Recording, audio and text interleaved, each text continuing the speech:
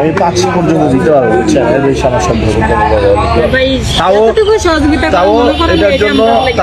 তাও এটার জন্য আমাকে কয়েকটা জায়গায় চাইতে হবে, বুঝছেন? দেখছেন তো, আপনি নিজে দেখলেন একজন ফ্রান্স থাকে, কিন্তু এমন না যে মানে ধরেন আমার সরকারি জায়গা থেকে সরকার আমাকে প্রত্যেক বছর 10 লাখ টাকা দিবে দান খয়রাতের জন্য।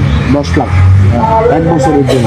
এক বছর মাত্র 10 লাখ। মানুষ আছে প্রায় 5 লাখ। না, আপনি আমার বুঝেন, আমি এনেই দিচ্ছি 5 লাখ।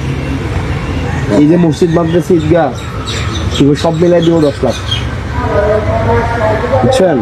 তো আপনি শোনেন, আপনি 5 লাখ টাকা এর মাঝখানে কিছু আমার বড় ভাইয়ের টাকা আছে। এই যে দেখলাম এখন কথা বললাম, উনি ফ্রান্স থাকেন, উনি কিছু টাকা দেবেন। একজন আছেন আমাদের ফারুক ভাই, উনি কাতার থাকেন। ওই যে আমি যার বাসায় থাকি জাহিদ ভাই আছে,